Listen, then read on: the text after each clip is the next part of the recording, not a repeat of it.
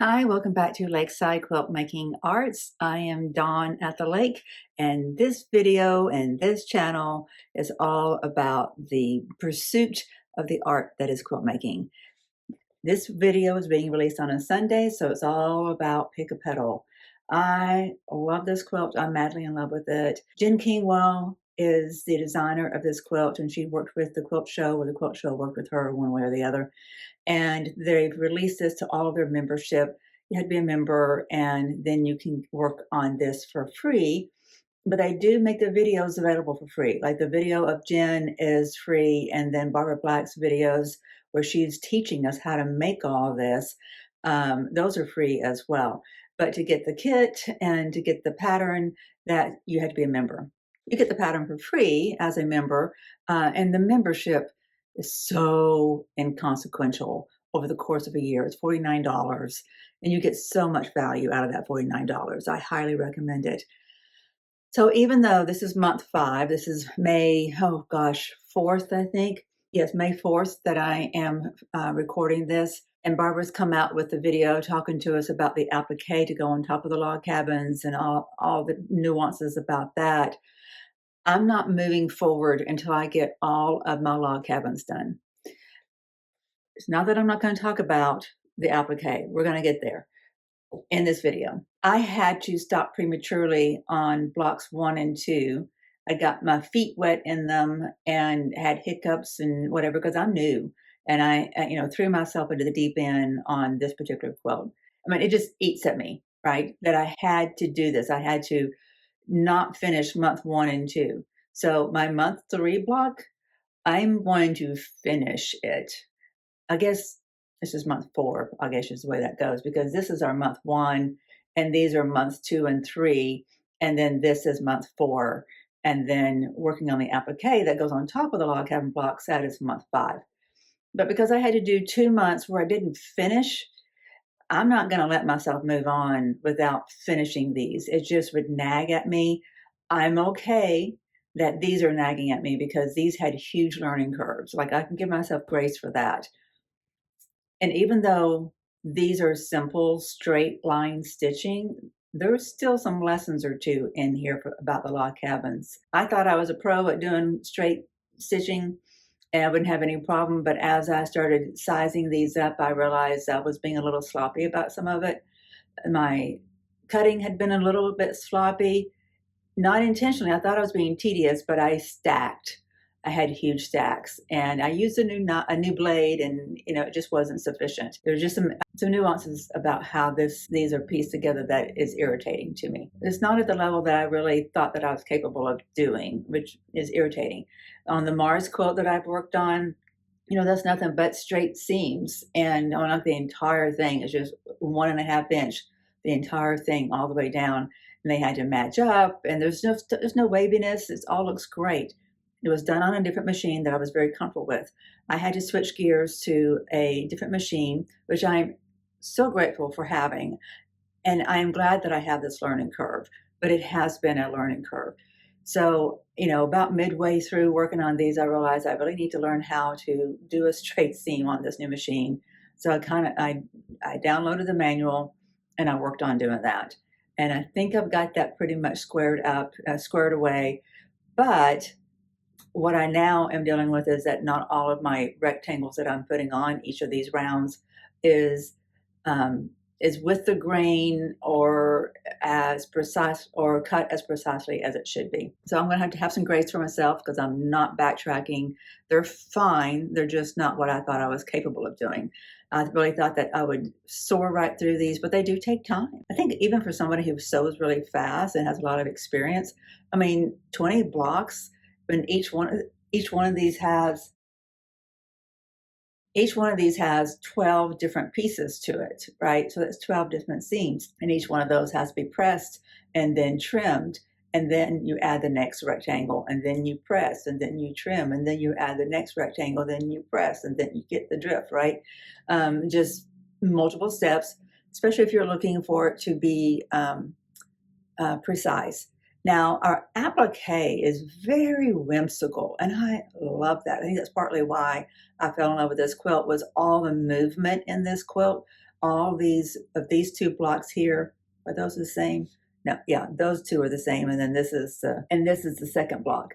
There's just so much movement in them, so many curves, and I love that. And of course, there's curves in this, and then you have all this applique on top of all of these rigid blocks, and you know they have little curves to them, and just a variety of different shapes. That's a very impressionistic look for applique. So it's not like a typical applique flower. Your petals just aren't made the way you would normally see a flower applique, an applique flower. You see what I mean? It's just really an interesting kind of look, and I love that about it. So because that is so whimsical, I'm trying to give myself grace that these are not as precise as I would like for them to be. It's okay. As Jenny Doan says, and I don't know if she's known for it, I don't know if she's first coined the phrase or if she picked it up from somebody, but if you can't tell it from a galloping horse 100 yards away, then it's okay. It is okay. Some issues quilt away when you get this turned into a quilt sandwich and then you quilt on top of it. Some of those issues that you might fuss about while you're building the quilt top, they may kind of go away. But if you inspect it, you'll see. I'm going to try to find a good example of what I'm talking about here.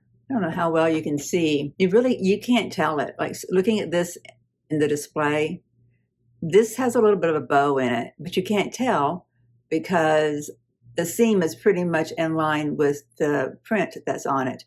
But there's a little bit of a curve there. And whenever you put a straight line on that, put a ruler on that, you can tell that it kind of goes in a little bit. So there's some things that kind of deceive you.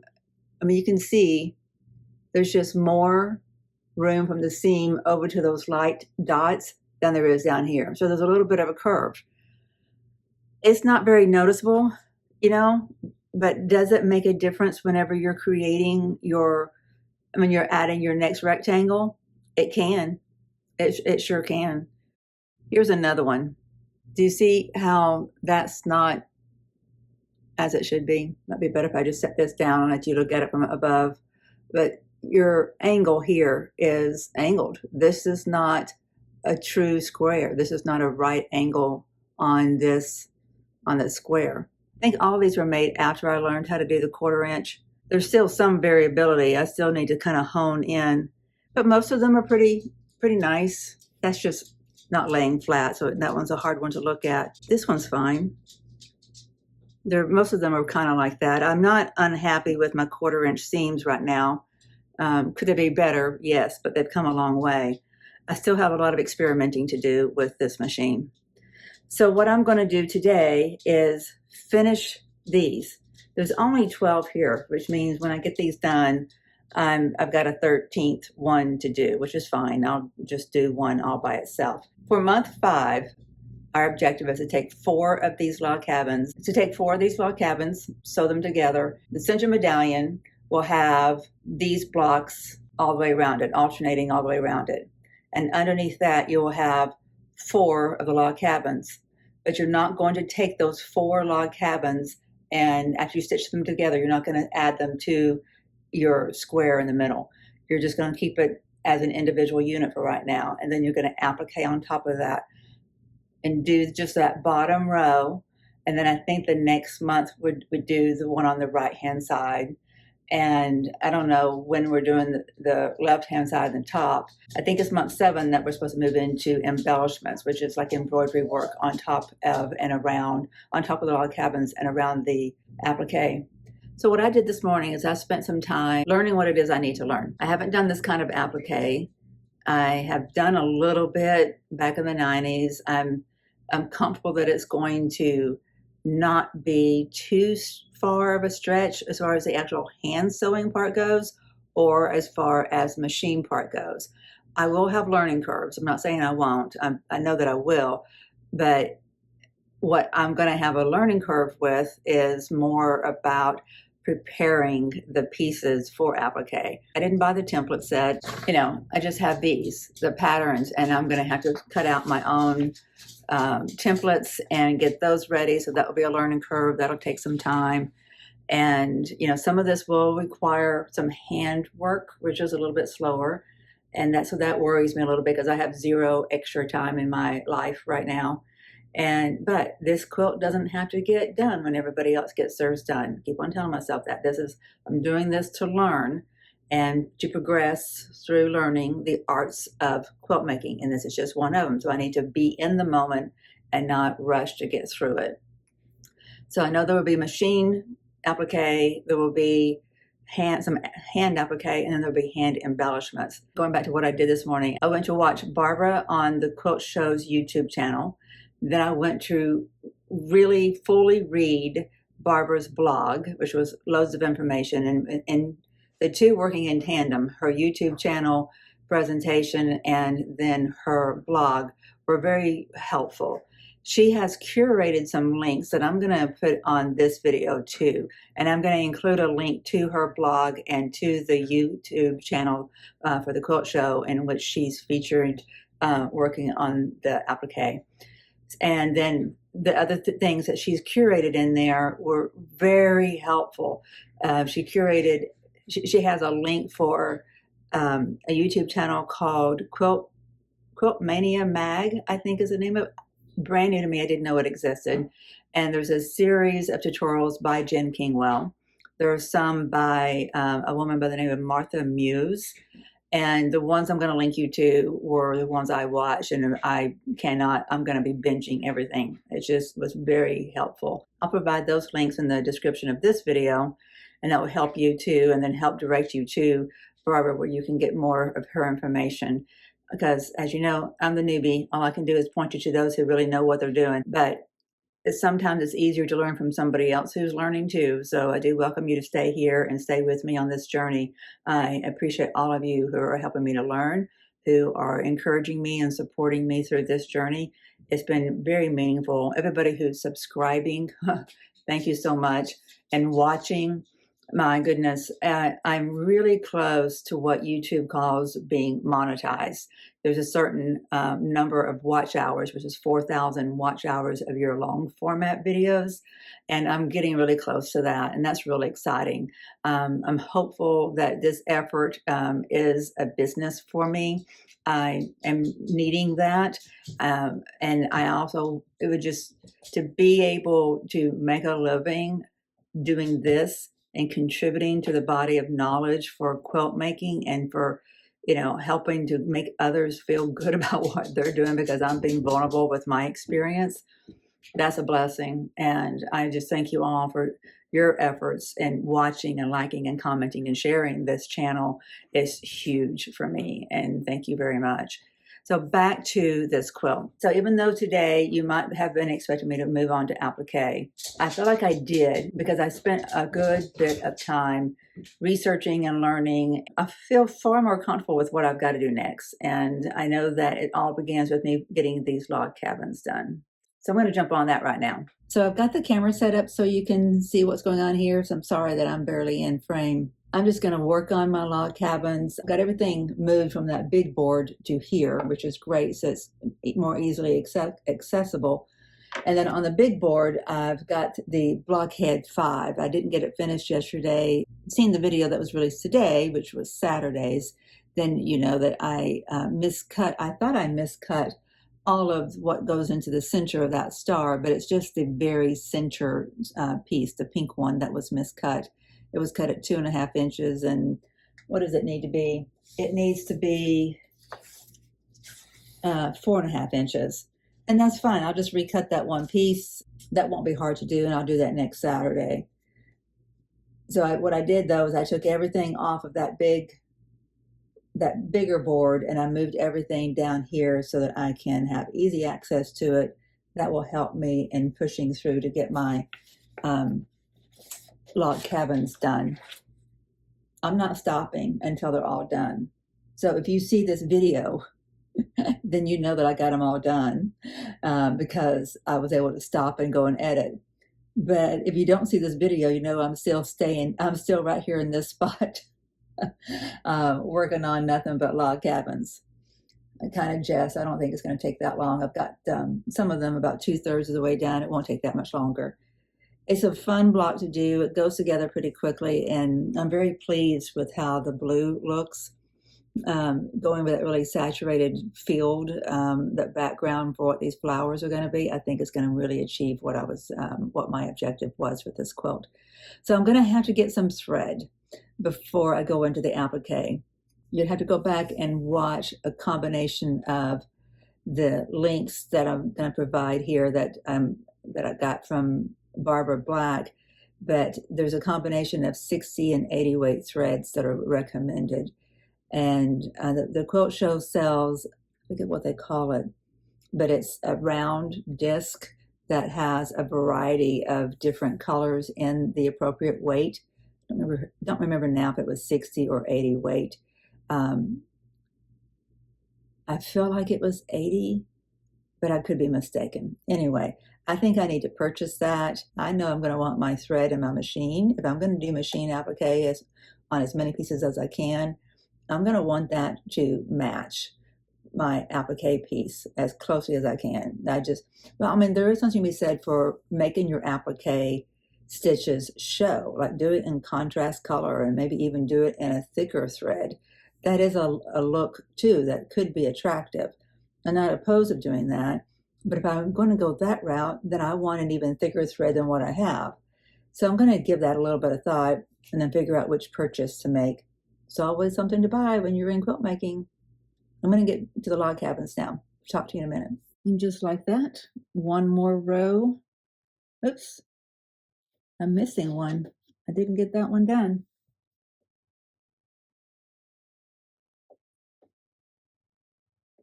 Oh my goodness. These last ones that I've done, I did not have any thread. My needle, the thread in my needle broke.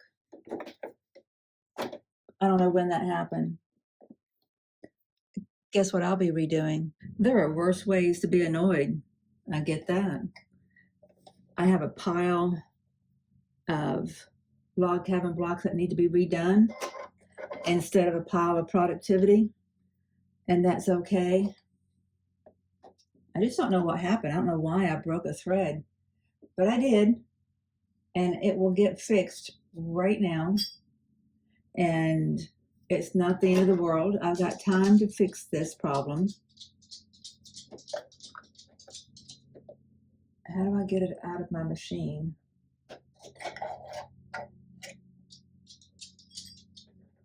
I guess I would have caught on to it if I had been paying attention more. I don't know. Come on, where's my thread?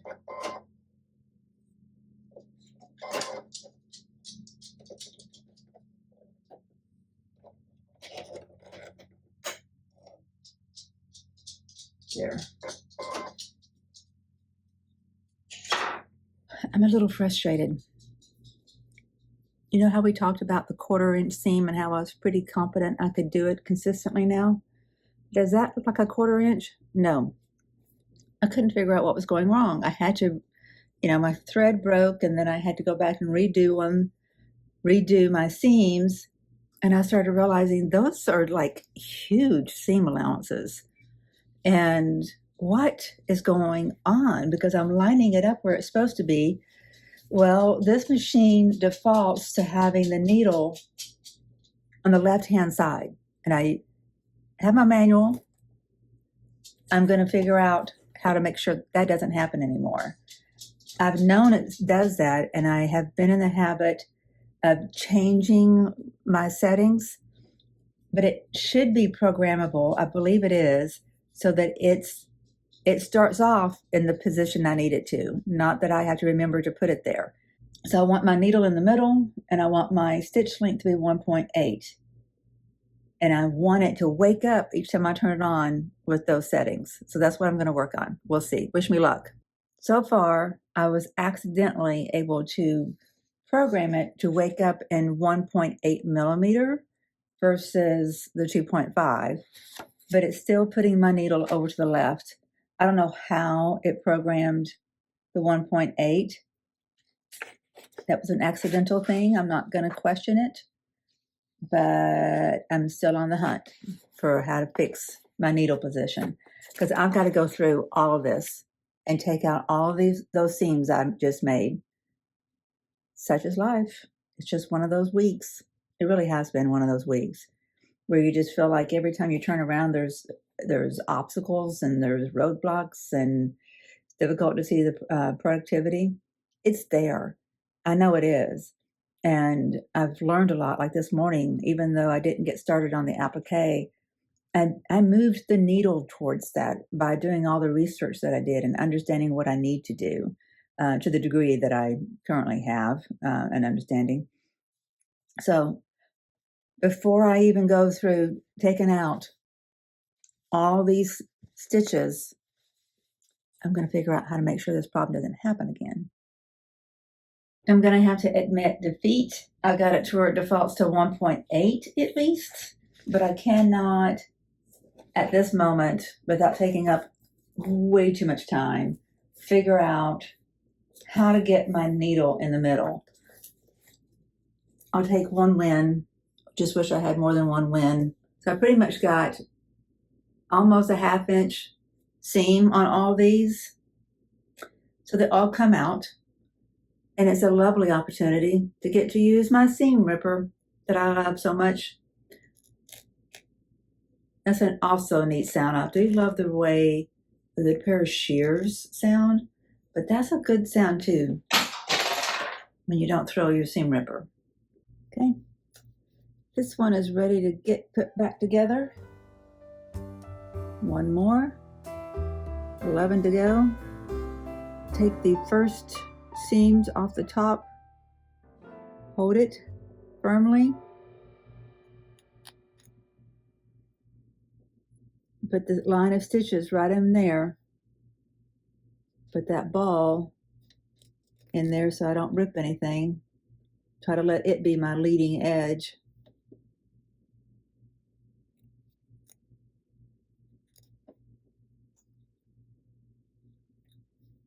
Another one ready to be put back together.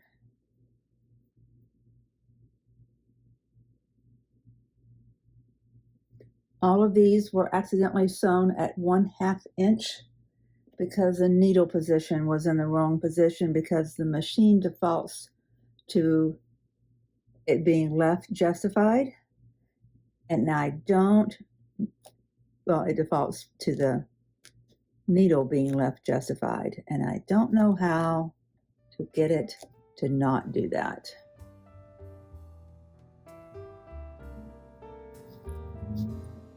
That one's ready to go back together.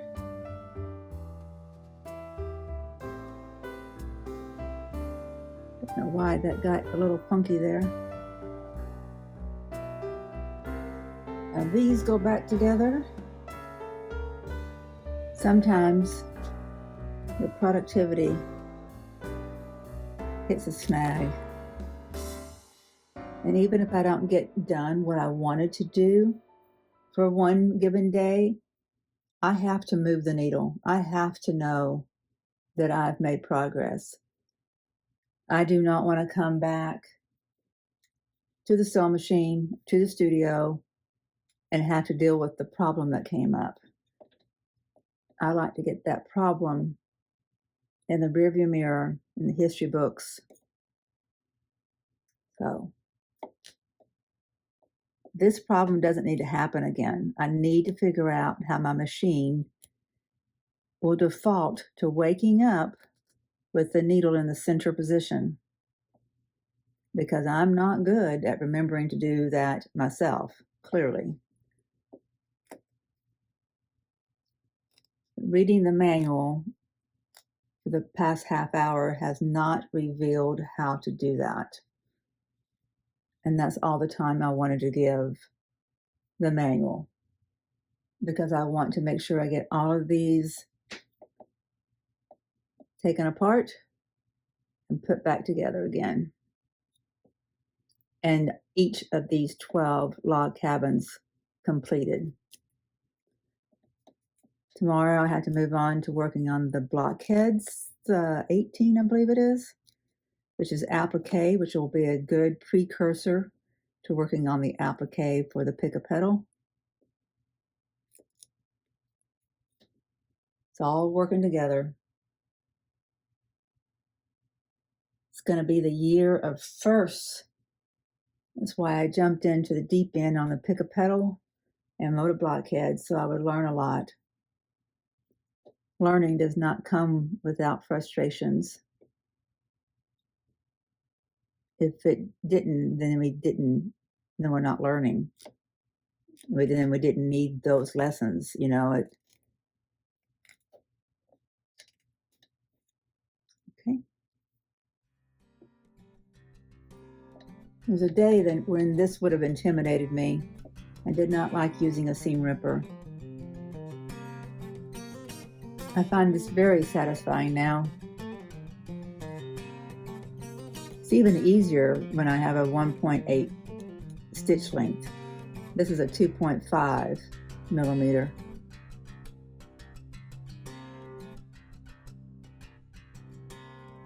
I did manage to figure out how to save 1.8 as a default for the machine. As far as the stitch length, I mean. I just don't know how to change the needle position as a default position. I was making sure that all of my fabric was lining up where it's supposed to in order to get my 1/4 inch. It just never occurred to me that I needed to check where my needle was, because it doesn't make sense to me that its default position is to the left. So you see that 3.5, that's my needle position. That means it's 3.5 millimeters to the right, which puts it in the center. And if I change that to a 7 millimeter, it puts it all the way to the right. 0 millimeter is to the left. Is that the way it is on all these fancier machines, smart machines? 0 millimeters, 0 position is to the left? I don't know. If you know, please send me any tips you might have. All right, they are all resewn. I'm going to take them to the pressing mat, but before I do, I'm going to end the video. And before I do that, I want to say a big thank you to the Quilt Show, to Jen Kingwell, to Barbara Black for all the work in making this quilt available, and Barbara for all of your work. Goodness, you did a lot. Just preparing for these videos, doing your blogs, making the quilt ahead of time so that you could prepare your videos, so that you could do your blog. It's just an incredible resource for all of us, and thank you very much for making this happen. I love the quilt, and I know it's going to be something that I look back on, and I have such fond memories of the learning journey. It is a different experience coming from someone who's never done an intermediate quilt yet to jump into this deep end. Like the blockheads that I see here off camera, every time I do a block, it's an immediate gratification pretty much. Even if that block takes me a day or two, it's pretty much an immediate gratification. I've not had that with this quilt, except for the very beginning, the first month when I did the center medallion. And then the next 2 months were about obstacles for me to overcome. I forgot how many blocks now, 2 or 3 of each. No, I did 2 or 3, I think 3 of block 2, which was our first of the blocks that go around the center medallion. And, well, I guess it's block 1, but it was month 2. I did like 3 of those, I think, and then the others, I have like 3 others cut up and ready to go. And then I moved on to the second block, which was the 3rd month. And that one I had a lot of learning curves on, and had to come to the realization that I needed to allow myself to use the machine some, and that there's no way I would have the time to finish it all by hand. Fine. Okay. Learning curve. Good. That's great. Okay. Moving on to log cabins, and I'm still working on them, and it's May 4th. I'm going to get it done. I'm going to get it done today, hopefully. That is the plan, but I didn't expect to have this little snag of how my sew machine was set up and having to redo things and trying to spend time with the sew machine. But all of that was such a learning curve. None of that is immediate gratification. That's like 3 months of lacking immediate gratification. But this quilt has the magnetism to keep me connected with it, to keep me striving to want to do it and to do it well. And that's not a small accomplishment, but that's not my accomplishment. That is Jen Kingwell's and the Quilt Shows and Barbara Black's and this community. So thank you to all of you who are making this quilt available, making it exciting, making it the learning experience that it is. Thank you so very much from the bottom of my heart for everybody who's watching this video, who's watching and supporting this channel by commenting and sharing and subscribing. I really do appreciate it. I'll be seeing you around. Hopefully see you tomorrow for us to do a little blockheads and get started on some applique. I'm going to be out of the studio a good bit tomorrow, so I won't get that blockhead done, but I'll move the needle. Even if it's just 15 minutes of quilt making a day, I'm going to move the needle somehow because I feel better when I come back in the studio the next day if I've set myself up for making progress for the next day. Even if the next day is only a little bit of effort. Some days I get a full day. Some days it's not so much. Tomorrow's not going to be as much because I have a couple of fun things to do. Hope you are as well. We'll talk to you soon. Thank you for being here. See you tomorrow. Bye-bye.